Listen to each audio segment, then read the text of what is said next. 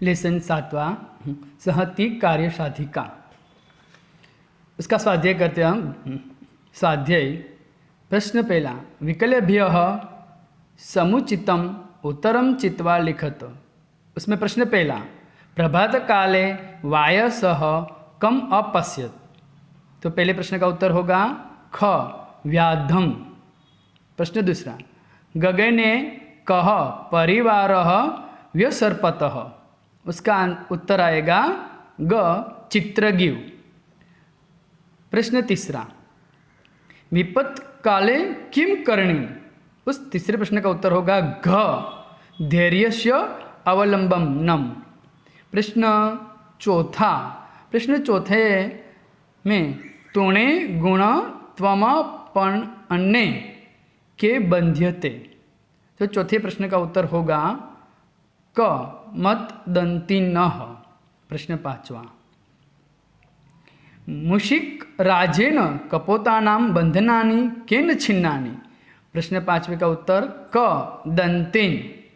प्रश्न छठा, शह तीक्ष्ण दंते जालम रिक्स्थान प्राय ततः। तो उसका छठे का प्रश्न का उत्तर होगा ग छेदुतुम।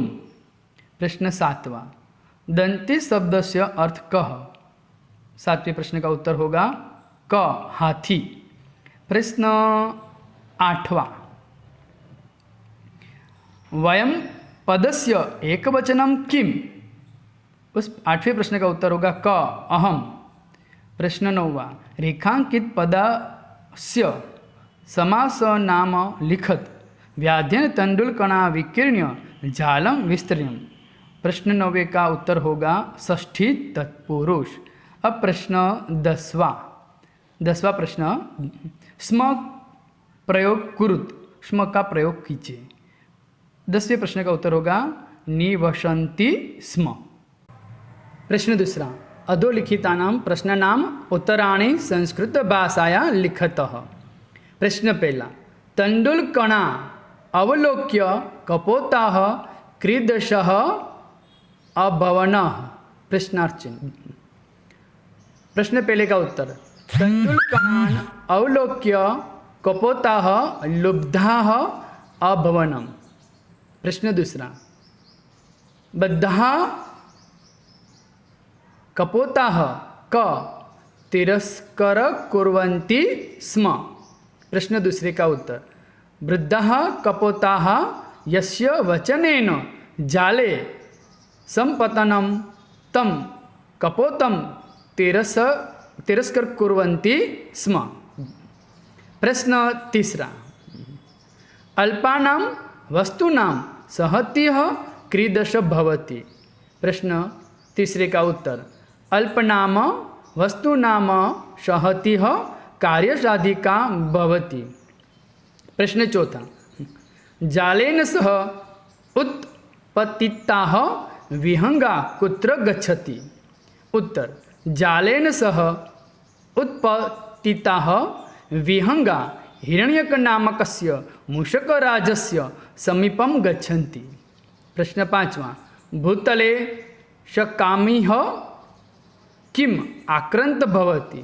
प्रश्न पांचवे का उत्तर, भूतले दुर्लभम सर्व अन्नम पानम च सकामी भीह आक्रांतम भवति। प्रश्न तीसरा, रेखांकित पदानि अधुत्य प्रश्न निर्माणम कुरुत। कोष्टक में दिए हुए शब्द का उपयोग करके प्रश्न बनाइए। प्रश्न पहला, गोदावरी तीरे। तो जिसके नीचे लाइन किया है वो शब्द निकल जाएगा और उसके बदले में हमें ऊपर से कोई भी शब्द का उपयोग करके प्रश्न बनाना है। विशाल साल्मत लितरु अस्तिह। तो उसको आएगा गोदावरी तीरे, वो शब्द निकल गया, उसकी जगह हम लिखेंगे कुत्र। हरे कलर से मैंने लिखा है, वो हमने कोष्टक में से लिए गए शब्द है। कुत्र विशाल साल्म लितरु अस्तिह। पीछे प्रश्नार्थ चिन्ह। दूसरा, व्याधेनम झालम विस्तरणम। व्याधीन का व्याधन झाल निकल गया, उसकी जगह आ गया किम विस्तरणम, पीछे प्रश्नार्थ का चिन्ह। तीसरा, व्याधेन तंदुलकणा विकीर्य जालम विस्तरणम। व्याधेन विकीर्यम निकल गया, उसकी जगह गया किम कृत्वा जालम विस्तरणम, पीछे प्रश्नार्थ का चिन्ह। चौथा, वायस प्रभात काले व्याधम अपश्यत। वायस प्रभात काल निकल गया, उसकी जगह आ गया कदा। वायस कदा व्याधम अपश्यत, पीछे प्रश्नार्थ चिन्ह। पांचवा, चित्रगीवस्य मित्र मूषकराज अस्ति। चित्रगीव निकल गया, उसकी जगह आ जाएगा कस्य। मूषकराज कस्य मित्रम अस्ति। इसके बाद प्रश्न चौथा, घटनाक्रम अनुसार वाक्य लिखत। हम इसमें घटनाक्रम अनुसार वाक्य को लिखना है, जैसे कि पहले कौन सी घटना हुई, बाद में कौन सी हुई, यहाँ आगे पीछे हमें लाइन से देना है।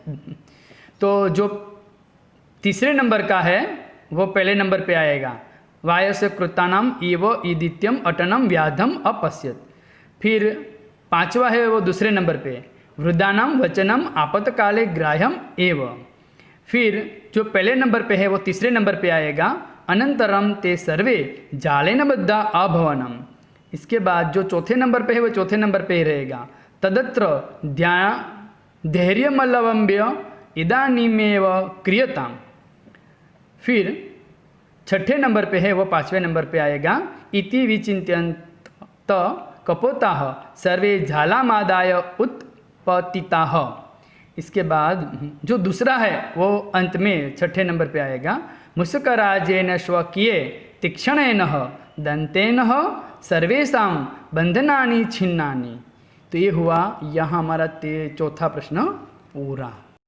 प्रश्न पांचवा, मातृभाषायाणाम उत्तराणि लिखत। यानी हिंदी में मैं प्रश्न के उत्तर लिखने। प्रश्न पहला, शिकारी को देखकर कौवे ने क्या सोचा। शिकारी उत्तर, शिकारी को देखकर कौवे ने सोचा कि आज सुबह में अशुभ का दर्शन हुआ, मुझे मालूम नहीं है कि वह इच्छा न हो ऐसा क्या दिखाएगा। प्रश्न दूसरा, चावल के दानों से ललचाए हुए कबूतरों को चित्रगीव ने क्या कहा।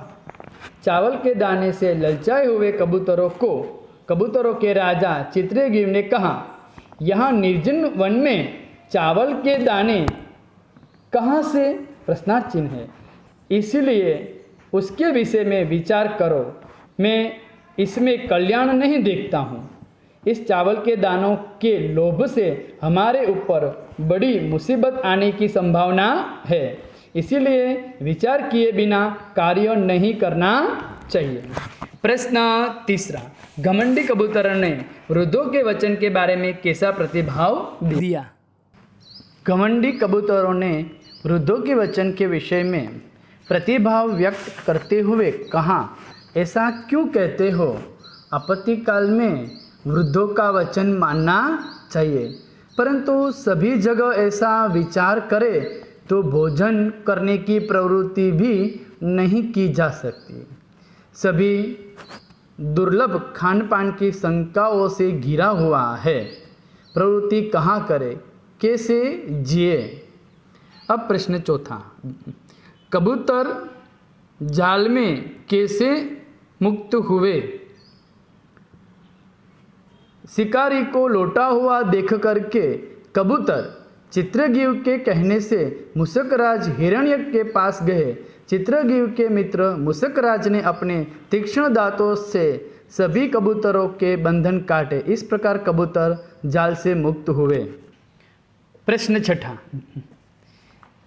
विविधेभ्यः देशेभ्यः शामगताः विहंगा तत्र रात्रो निवसन्ति।